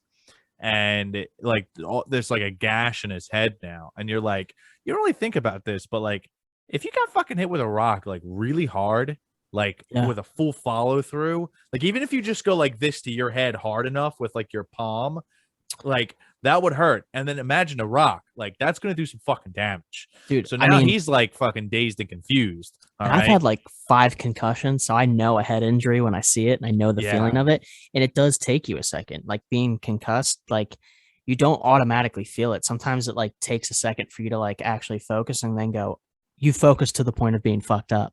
That's like Yeah. a best way to describe a Like concussion. I'm not doing good right now. No, and it's even cool because like the blood takes a second to even like pour out of his head like an injury would, right? It's not like bam blood. Like Yeah, it's not yeah, no, instantaneous, you know? exactly. So it's much more And then realistic. and then from here on, we have the roles are reversed. She gets on top with the tarp and she strangles him out, and she gets him to stop breathing. And like it's cool because you see like the like the tarp Yeah. getting like sucked into his mouth, and like he's really trying to like fucking save himself, but he's But and also choking her too. Like right. he's got his left hand around her throat and he's like choking her out, and like Yep. she's just pressing as hard as she can. And she also gets some good And licks in before that with the fence post wrapped in barbed wire, where oh she yeah, gets right like across the forehead. Sorry, I like forgot about that. 3 or 4 times, just whoop at, and you even get the like, And the gush, like the gushing and like the spots that appear on his well, forehead. and it's a real Amazing special effects. Here we yeah. go. And right in the real cool special effects scenes where it's literally like you see it lodged in his head and then ripped out Yeah. immediately. Like you usually don't see it head on like And that, then but it's you like do the in this. blood like starts coming out from those like holes now in his head. I'm like, Yep. that's fucking sick. Yeah, dude, that's intense, right? Is the kind of the Yeah. word that jumps out. And yeah, no, ends up literally, I believe, suffocating him, right? To She death. Because suffocates him, but I think he comes like back up, and then she hits him with something. I believe is like the final blow. I yeah, I don't know think if she so. completely suffocates him because I think he like does like that one last like hoorah, and then she gets him. But that's it. That's the end of Latois. Yeah. And you're like, oh man, sweet relief. Like this is amazing. Like, that was such a fucking heroic battle. Like, now we get to see this like reunion between Marie and Alex. And I'll say this, the film could have ended there and I'd have been like, that's a good movie. Yeah, yeah, absolutely. I wouldn't Because have. like from there on, like that was really like encapsulating, and like, there was Yeah. just a lot going on, and it was a good film. And they get to she opens up the back doors of this Jeepers Creepers truck, and she gets inside and she unchains Alex, and you see like this like real quick snippet scene while she's getting unchained where Alex, her hands are not bound anymore. She reaches her left hand down and she grabs that knife. Yeah. And what does she do? She cuts Alex. Like she doesn't stab her, but she cuts her. And she's like, "Get the fuck away from me!" Yeah. And Alex is like, "I Oh, you mean killed Marie? Marie." I'm sorry, because Yeah. Yeah. Alex has the knife now, and she cuts Marie. Right. And she's like, "Get the fuck away from me!" And Marie's like, "Alex, I killed him. Like, don't worry. Like, he's dead. Right. Like, And don't meanwhile, worry." there's all these like flashback transitions happening between their dialogue of, Not you just know, yet. no, oh, that's true. I'm ahead of Not myself. just yet. There's I'm this ahead of myself. there's the exchange of them getting out of the vehicle, and like she's got Marie like backed up, and she backs her out of the vehicle, and now both of them are standing, uh outside of the vehicle, and they're exchanging, and she's like, "Fuck you." She's like, "You fucking bitch, get the fuck away from me." Like Alex is just screaming at Marie, and like Marie is so confused. And then you get this flashback, Yeah. and it's the entire movie that we just watched shot like that. You're just fucking it's like really quick. Yeah. And you realize that Latois.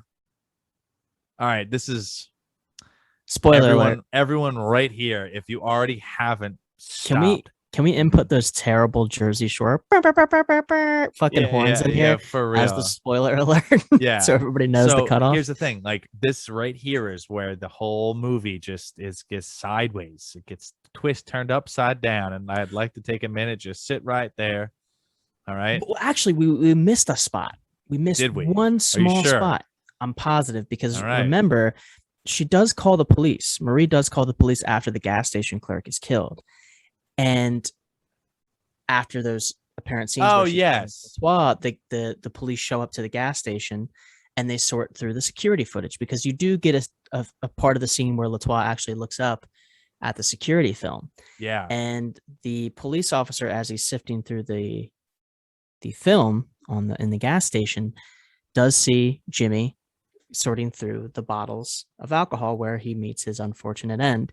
Yeah. But when it looks at one side of him from one angle, it flips to behind him. And who's directly behind Jimmy? Marie. Marie. And what does Marie got? She's An got the axe. axe. And what does she do with that axe? Puts it right through Jimmy's sternum, Yep. you know? And that's when shit goes fucking sideways. This is where you, the viewer, now realize everything you just watched is completely different. Yep, it's a lie. Latois was a figment of Marie's imagination. All right. Now, before we talk the end of the movie, I want to go all the way back to Act 1. All right. Because there was a part that I deliberately left out in the beginning that I want to talk about now, which is the initial scene of them driving to the house. And Marie wakes up from a nap. And she tells Alex, she says, I've been having the weirdest dreams lately. She says, I'm being chased by, I keep having these dreams of being chased by somebody. And Marie and Alex is like, that's so crazy. And she goes, and then Marie goes, yeah, but the crazy part is that it's me that's chasing me. I missed that part. That's at the beginning of the film. Well, you know, right after the whole feet swaying on the hospital bed and, you know, the hook quote. Right. Yeah, that's the first thing that happens is like that sequence of Marie coming up and banging on the guy's window and everything. And then all of a sudden Marie wakes up and she goes, I just keep having these nightmares of me chasing myself. And here we go back to the house where Marie is watching Alex in the shower, right? Yep. Right here is where the psychosis kicks in because you have her watching Alex in the shower and then she's not there on the bench anymore. Yep. Now you have violence being mixed with sex and it's fueling this fire because what happens immediately after this? She sees Alex in the shower. She goes upstairs to masturbate. Now, a lot of psychos, a lot of killers, especially since we saw Latois giving himself a fucking beach from a decapitated head, we know that this killer associates sex with violence. Right. Yeah. So this whole premise of Latois pulling up to the house in the vehicle is Marie starting to lose it within the confines of the house. The whole masturbation scene doesn't actually happen in real life. Because you're right. Because it's essentially that's how I saw it too. Was she's outside having a cigarette, watching Alex in the shower, and as soon as that scene happens where she leaves the swing, is basically when she gets to the front door, knocks on the door, and slices the dad's face open, and that's when everything kind of takes off. Exactly. And then you see, it's her killing the mom. She grabs the shotgun. She chases Tommy. She kills Tommy. And then you see like the exchange. Now, the only thing that doesn't really get explained is I don't believe that vehicle, the Jeepers Creepers vehicle, I don't believe that vehicle exists at all. I think that Marie or Alex was just tied up in the back of whatever SUV, hatchback, station wagon thing that they were driving in the beginning. And you also have to. Yeah, and you also have to assume a couple other things with this as well. One, Jimmy, the gas station clerk, I think is a good one you have to assume as well, where you could probably druther up the fact that he was uneasy because she said call the police, and then that whole conversation happened. So it could have been just She talking to a crazy person. Yeah. So, and at that point, she had already killed the dad, the mom, Tommy, and she has a girl tied Right, up in the truck or in the car or whatever. She's got right, blood all over her because the killer has blood all over him.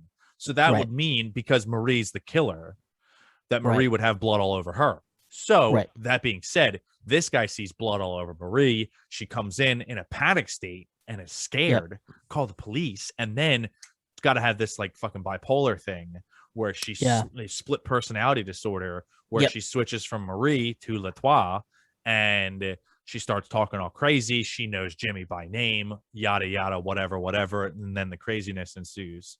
Yeah. And the whole kill scene at the end would have just been a car accident or some type of crazy just illusion or maybe a dream in her head, Right. because And the car something along those itself lines. could have been Because a dream. that's the whole thing. There's a lot of dream sequences in this movie that don't really get explained and detailed. You kind of just it's left up to interpretation. Yep. And the reason I like this film so much is that it explains everything, and there's so many nuances to hint towards split personality, homosexuality. There's just so many things to unravel within this film that it's unlike Yep. anything we've ever talked about on the show before.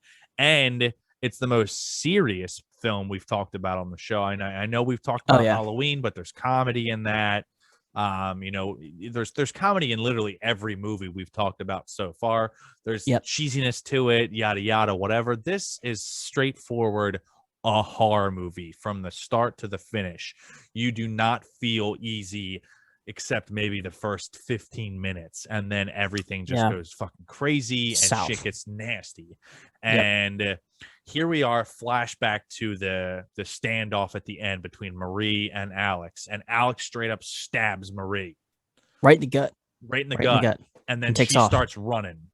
And then we have this scene where now you're seeing the split personalities working together, because now Yep. you see Latois again, and he takes a knife out of himself, runs to this passenger side of the truck again, opens the door, and has this fucking giant like saw, like fucking Table saw. it's like a Almost. table, it's like a handheld table saw, Yep. basically. Like I don't I've seen people cut roads with that type of machine before. Yeah. Like it's Yep. something like you cut up the road with, and like she's like, well, she, whatever, is wielding this, fires it up and starts chasing and running after. And this is the first instant of Almost like a Leatherface with the chainsaw as he's very much running. so. And you get that whole far away Yeah. shot. So it's pretty cool. And it's very Um, much this is the first sense of what was I saying earlier? The sense of I guess like a now he's fast now. He's it's urgency. Now he has a Yeah. sense of urgency to Yep. kill Alex, because Yep. now knowing it's Marie, the cat's out the bag, she realizes that she's fucking crazy, and now Right. she's just turned on the bad guy, and she's Yep. knowingly chasing her, because you see shots of Latois running through the woods, and you see shots of Marie running through the woods with the Yep. fucking saw. And we get to the road, and Alex is the one that runs out in front of the car, and that car veers off to the Right. side of the road, which is what we see in the beginning, but instead it's Marie. Now, Right. in reality, it's Right. Alex. Yep. Banging against the wall, saying help, help, help. Yep. Gets in the vehicle. So then you basically see a continuation of what was in the beginning Yep. and got cut off. And she gets in the vehicle, says, go, go, go. You need to get out of here to some degree, right? The And car then you does not see start. the car does not start in typical horror fashion, right? This is the only horror trope that really comes through that goes, there it is. I Yep. knew there was going to be one coming. There's going to through. be something. There's going to And be something, and this that's it. is my favorite scene in the movie. Yeah, dude. Hands down. Latois fucking climbs up the back of the car, jumps onto the car, and you have this guy, this fucking poor innocent guy, Again, that's, like Halloween, by the way. Like Halloween. If you remember one of the first climbs up parts the of back of the Halloween. car. Yeah. climbs up the. Now this time you actually see it kind of more focused in on the killer itself, Marie Yeah. running up the vehicle versus Michael Myers when you don't know him. But a lot of Halloween like touch points in Oh, this for film sure. in a lot of ways, and that's one of them. But sorry, Yeah. continue. No, no, yeah, yeah. And then he gets up there, fires up that saw, and puts it right through the windshield and starts cutting up this guy. Now, here's a fun fact. The camera used during the car attack scene got so much fake blood on it during shooting that when it was being used on another film later on, fake blood oozed from it during the focusing of a shot. Whoa. That whole scene got so fucked because it was literally this fucking chainsaw thing, saw, this fucking road cutter or whatever you want to call it, Yeah. is just digging through this guy and just slicing and dicing. Alex is in the back just getting a face full of fucking blood, and it's Right. just spraying everywhere, and that's such a gnarly fucking scene. So what does she do? Latois is like, ha ha ha, like breaks open her window, fucking mocks her, and then goes Yep. around the other side, only to find that Alex has crawled out the windshield and got a piece of glass stuck in her fucking And in her ankle, Achilles tendon, dude. Her right in the Achilles tendon, like just that fucking hostile. like It reminds hostile. me dude, and that's such a and that I don't even know, dude. Like the Achilles tendon, even like touching it right now makes me Yeah, it's uncomfortable. I gross. don't. It's a Yeah, gross area. I hate it. I gross. hate it. Yeah, Never touch that area. Fuck off. yeah. All right. It's Don't terrible. ever, All I'll right. fucking kill you. Yeah, Yeah. don't ever Stay touch away. my Achilles tendon. Stay away. Stay away. But no, intense scene, and that's where you're like, oh well, now she's immobile. Like before, she was Yeah. chained up immobile. Now she's like physically immobile. Yep. And you're like, here it is, dude. This is how this film's gonna end. It's gonna be The everybody Twas, dies. like creeping up with the fucking saw and like, you know, Yep. teasing her with it.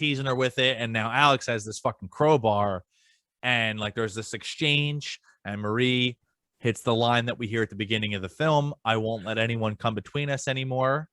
Well, she does ask the question of, do you Do you love love me? me? You don't love me. You never You loved me. you never loved me. See, there And we go, and it all yeah, ties it in, baby. yep. And then, Alex is smart on her part. She goes, but I do. And then they start The kiss. kissing, and then Yeah. lures her into a sense of security. It lures Marie into a sense of security, and then Yep. She lowers her whore guard. bat.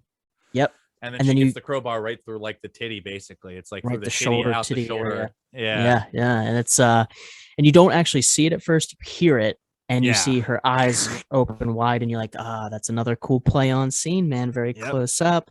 It's implied. While there is a lot of brutality in this film, I will say there's a lot of implication. There is in a lot of this implication film. there, and there's also like, you know, some modern day giallo. Like we were just Yeah. talking about giallo on the Yeah. fucking last episode with Chris. That's right. That's and right. here we are again, getting some like giallo close-ups, you know, a little, and it's, you know, it's from France, it's from Italy, you know, so Yep. it all makes sense. And yeah, then we're back in the original opening of the scene. Ooh, Jesus. Where it's Marie swaying on a bed saying, "I won't let anyone come between us anymore. I won't let anyone come between us anymore." And that's all she's saying over and over and over again on a loop. Yep. And she's clearly in an insane asylum. Right. And then Alex kind of, and this is actually one of the creepiest parts of the film happens to be the very end of it, is you kind of see Alex through the plexiglass, window and wall that separates the two, and she's in her room, and you see the scratches that she in fact got during all of these events, and she does like this hollow turn and gaze over to Alex, and then there's the sudden jolt where she's cuffed, but she actually reaches out to her, and she's like, and it's like she doesn't even realize her surroundings almost, and she goes almost right back into that state again, and boom.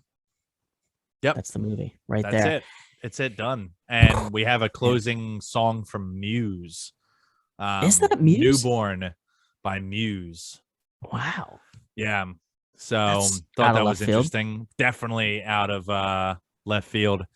But yeah, that's it. That's High Tension. That's High Tension, baby. And or as it was called, we didn't say something that is definitely important.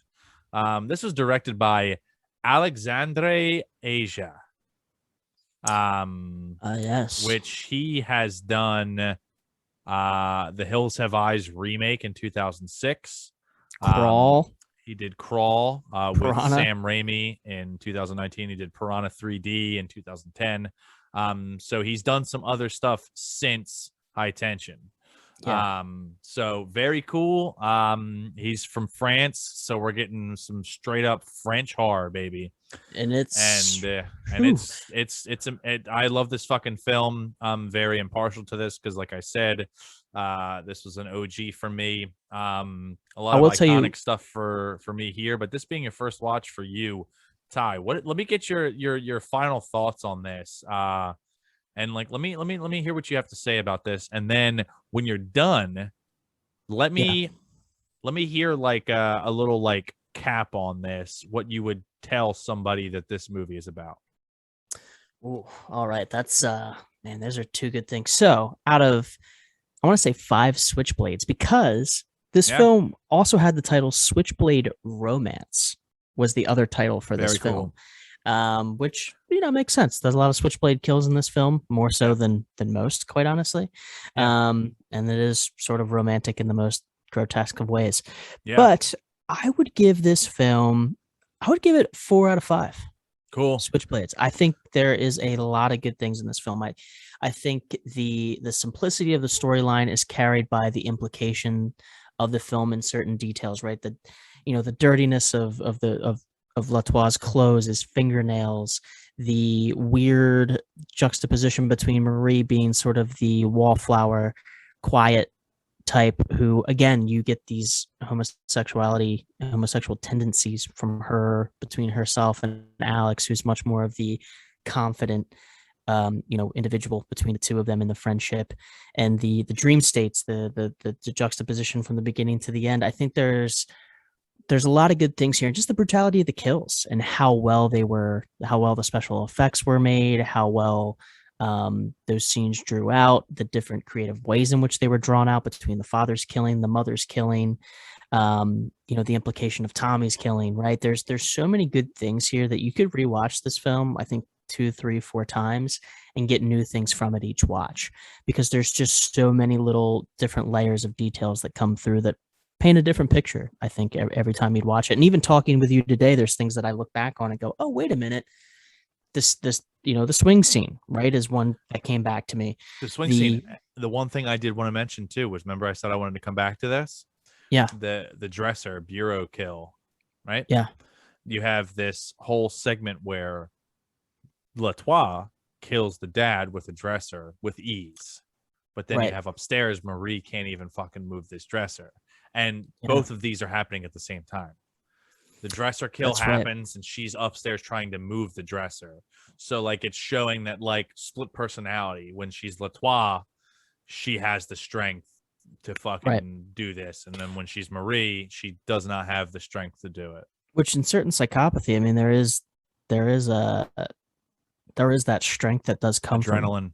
yeah, Yeah. adrenaline 100%. So, that's certainly realistic. And I think, there is some implied things here that could have been off the mark or where you had to guess a little bit. I think the dream state fiction of taking Jimmy's car, right, in the car crash scene, or the Latour's vehicle, right, that might be imaginary. There's certain things there that you kind of have to sort of make a guesstimate for yourself on how that Yeah. came to be, which I think plays to the strength of the film as much as it is a critique to be a critique. Um, for me, I think there's really not a lot of weaknesses with this film, quite honestly. I think I think what dampened it a little for me is the fact that I didn't watch this sooner. I think there was too many of those type of films, a la Joyride, a la Jeepers Creepers, even though they're very different films in comparison to the three. I think certainly I was pulling from that a little bit too much in my first watch. I think I would Yeah. probably rate it stronger if I watched it, another couple times and I Yeah. kind of took it for its own Well, worth. it's nice because going back and watching it from the beginning, knowing that Marie's the killer the whole time, you pay attention way more to her in Yeah. situations. And I got to say the acting was immaculate. I don't From think everyone, everybody fucking yeah, killed their role. everybody did. Everybody played the part, and Marie especially, Cecile de France. I mean, she absolutely was the star of that film, and rightfully 100%. so. And Yep. even the way it was shot too, like she always felt. Anytime you were watching Marie during these kills, you always felt like she was even filmed far away, as if Yeah. she was removed, almost like how she was mentally removed from the killings that were happening from her own hands. The Yeah. film itself and the way it was shot, she was almost far away too. So it almost played into that again with the implication. I think there was a lot of smart things here. It was a very clever film, cleverly filmed, clever storyline. And again, I think it all fell on the backs of these actors with acting strongly, right? Being able to Yeah. play their parts well, because otherwise this would have fell flat on its face if it didn't, I think. Agreed. But everybody did their part. So 4 out of 5 for me.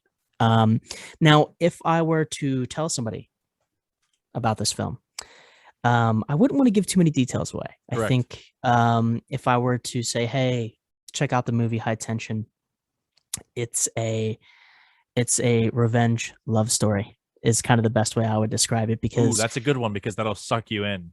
it'll suck you in because there is the love story attachment, although it's very, I mean, you really got to push for it a little bit, right? But there's a lot Yeah. of, again, the implication, as Dennis Yeah. would say from Always Sunny.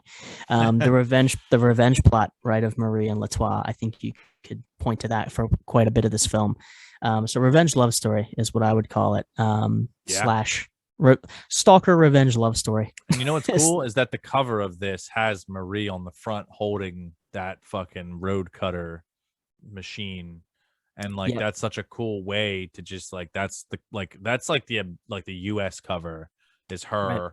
holding that. And like you see that and you're like, oh, this has got to be a fucking badass revenge film. Oh, 100%, dude. You know? 100%.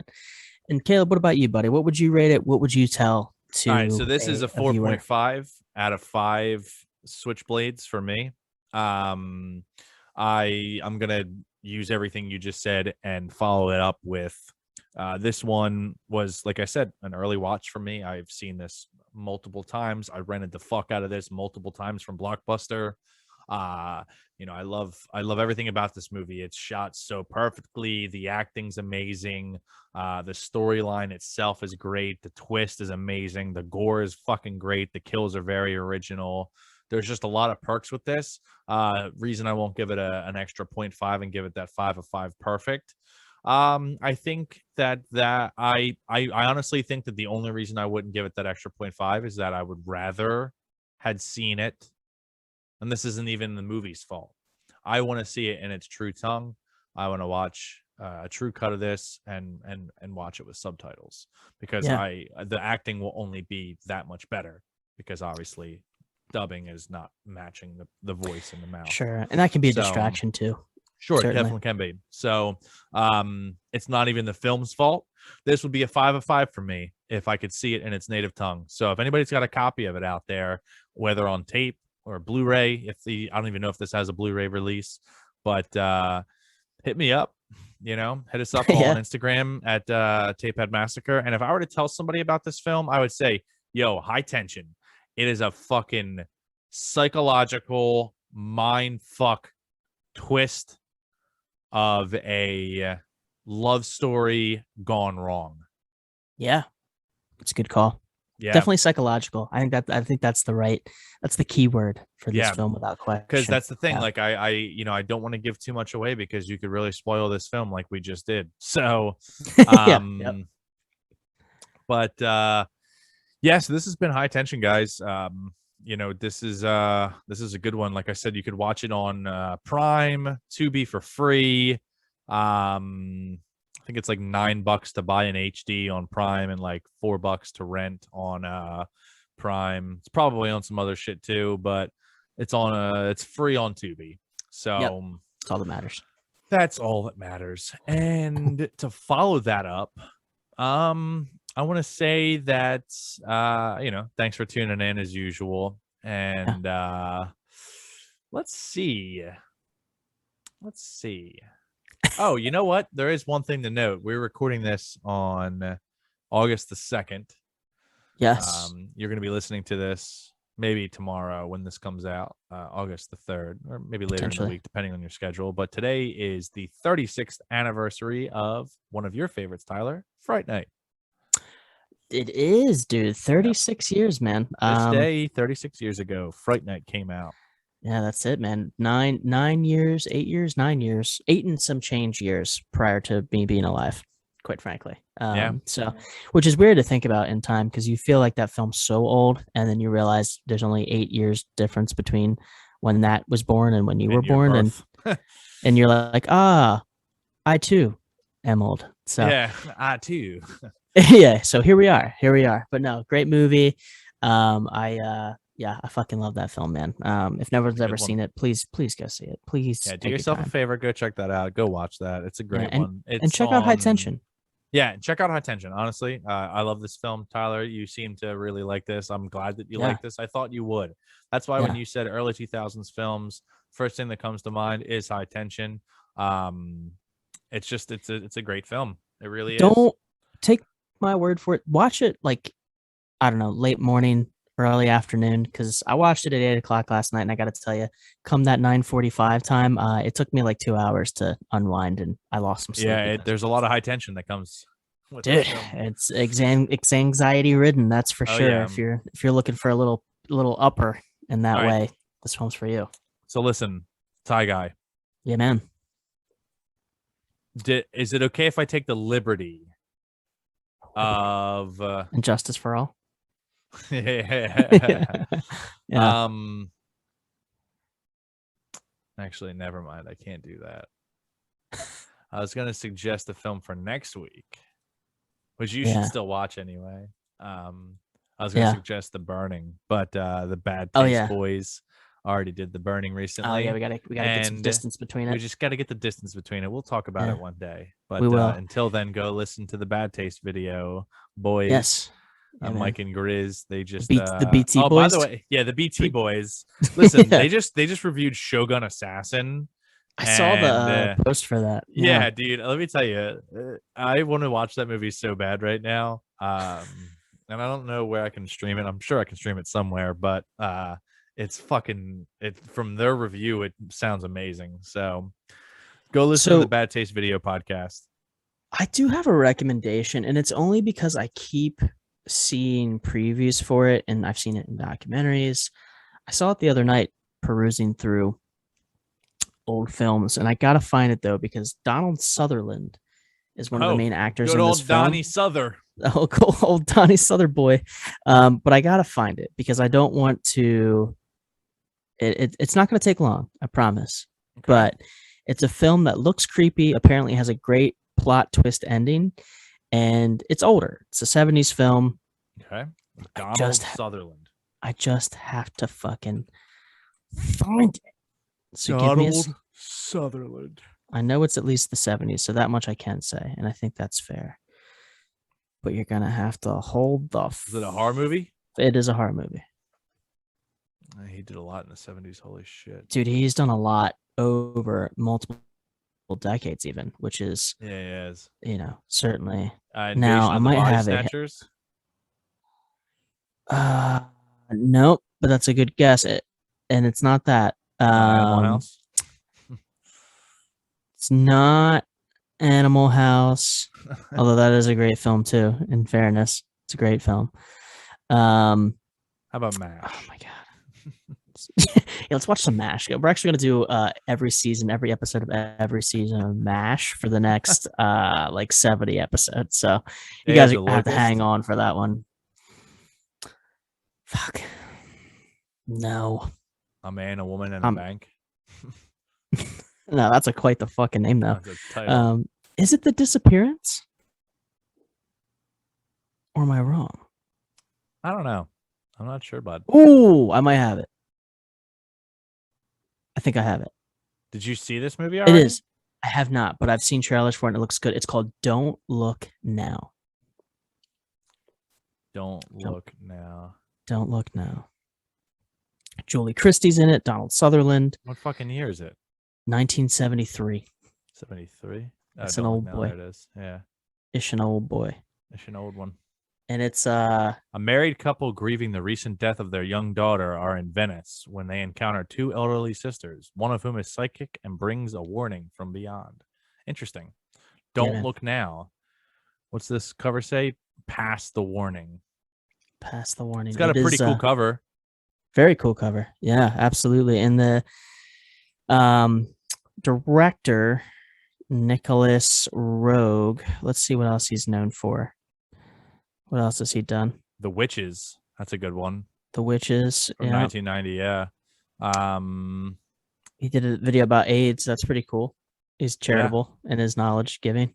Young Yeah. Indiana Jones Chronicles. I don't know what Yeah, that is. I'm not noticing what else is going on here, but He was hopefully involved. hopefully he hits the nail on the head with Don't Look Now. But yeah, we'll have to check that out. Yeah, Don't Look Now, man. That's All right, that's Ty the- Guy. Yeah, man. Let's figure out what we're gonna watch next week. We want to go back in time. I think so. I think we did the 2000s, and I think that's fair. Do we think want to we- do? And we did 90s. Do we want? We've. I mean, we've done the decades. We've done them, but Yeah, we- we've crossed them all. We've do crossed them all. Do we want to do 80s, which seems to be our golden plume of content? I think that's a good call, man. And if there's one recommendation I have on that I think would be fun to review, and I'm gonna make sure I get the film title right here. So give me 5 All right, seconds. Just we're gonna take a quick pause. Oh, I got it. We're good. The House on Sorority Row. Oh yeah, sorority. Yeah. Yeah, House on 82. Wait, the House on Sorority Row or Sorority Not- Row? House on Massacre. Sorority Row. House Okay, on so Sorority that Row. one I have not seen. No. Oh, dude, we just watched that, Kate and I, and I'll watch it again because it's worth the second watch. Kate McNeil. Good fucking film.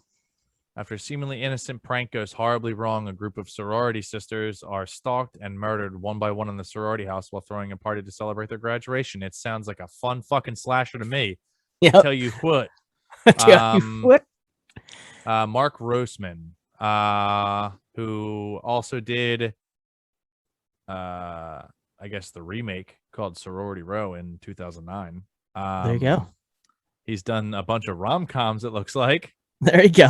The Perfect Well- Man with fucking, what the hell's her name? God damn it. Fucking Hillary Duff. Hillary Duff. Hey, you got to go hard at Hillary Duff, man. The H&H attraction. He did Lizzie McGuire too, He which did makes Lizzie sense. McGuire. And he did watch 2 episodes of Even Stevens. The House on Sorority Row. This is crazy that this guy has Even Stevens, The Wonderful World of Disney. Yeah, a this Cinderella guy's- story. Yeah, this guy's what's that? That's the one with Hillary Duff as well. He's really so just hanging he's- tight with Hillary Duff. Yeah, dude, he made his living off of that in the early 2000s. Which, hey, man, you got to ride that train until All the right, wheels cool. fall off. Well, listen, So- guys, we're gonna watch next week. We're gonna watch fucking The House on Sorority Row. Be Ty, there, where'd be you watch square. this? Prime? Tubi, I think. Tubi. Okay, well, it's I believe included. it was I'm seeing Tubi. here it's included with Prime. So if you Oh, want okay. to watch Well, there that, you go. Without um, the advertisements. yeah, without the That's the way ads. to go. So, oh, I want to announce something really. This is at the tail end of the episode, and this comes out tomorrow. I can't. It just in case it goes sour for some reason, but at 9:00 tonight, a really big announcement comes for my band, and I don't talk about this on. Hey, man. I don't talk about this on the show. I've never talked about this on the show. But I am the vocalist in a slam death metal band called Nine Dead. If you are interested in that kind of music, we'd be right up your alley. But Oh, yeah. we have quite the announcement. We just got the email saying that we're getting the announcement is being posted at 9 tonight. Oh, well, you can announce it here because by the time everybody hears it, Well, I don't want to say it right you can cross now. promote. No, I just in case it doesn't come out at 9. I mean, I guess I could just cut it out of the episode. That's a good point. You have that Yeah. ability. So if you hear nothing from this point on, then it didn't get announced. But if Yeah. if it does get announced, then I'm gonna just leave this in. Well, in 2 weeks, my band Nine Dead is playing The Gathering of the Juggalos. Yeah. Can I get a buddy. whoop whoop from all our whoop. listeners? All right, That's it. so very cool. Either way, so Yep. anywho, if you live in Ohio, that's on August Or Kentucky? Or, 19th. We're playing. We open what do we play? We play main stage at 6 p.m. That Thursday, right? The Thursday, the first day of the festival. Congratulations, buddy. I know I've said it like in every other capacity, but might as well do it here. Congratulations, man. Big Thanks, news. buddy. Well, Yeah, I'm it's huge. excited to see because we haven't been told what the rest of the lineup was. It was part of our contract to not release any information on the event until the official announcement. Apparently, that comes tonight at 9 o'clock. So I'm excited to see who else is playing. You know, Yeah. we'll be there for the festivities, and it's going to be fun. But well, listen, guys. This has been another episode of the Tapehead Massacre podcast. We appreciate you guys for sticking around to the end and hanging out and coming back every week. Oh yeah. Listen, think, all you listeners right now, think right now. All right. I want you to think a buddy of yours. Think of a buddy of yours that likes horror. Okay. Yeah. Somebody that you watch horror movies with. All right. Or that you know, or like an internet buddy, or somebody that you follow on Instagram. Anybody you can think of. This episode's going to end. There's a really easy way to tell that friend that you're thinking of right now about our show. And it's hit that share button and send it to that friend.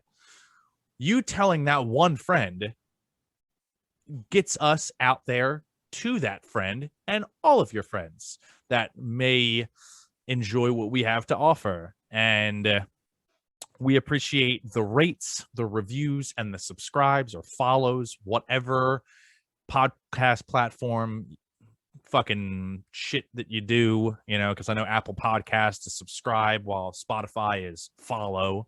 Right. All of that helps. So if you want, leave a review. The reviews help a lot. They put us on the map. They increase our reach.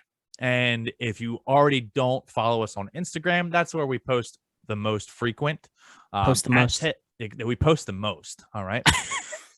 And yeah, we're on Instagram at Tapehead Massacre. If you like coffee, we have a sponsor of the show. It's Camp Crystal Latte. They have a bunch of new shit that's coming out and just came out. So if you use code Tapehead at checkout, you'll get 15% off your order. You know, what's fucking better than horror and coffee? It is horror themed coffee. So you get some sweet artwork that are on each bag. It's the best of both. All right. And all that being said, we're going to leave you with the trailer of The House on Sorority Row, 1982. We're going to leave you with that trailer, and we'll see you guys next week for The House on Sorority Row. That's it. See you guys. Later. Woo. Where the hell is it? There it is.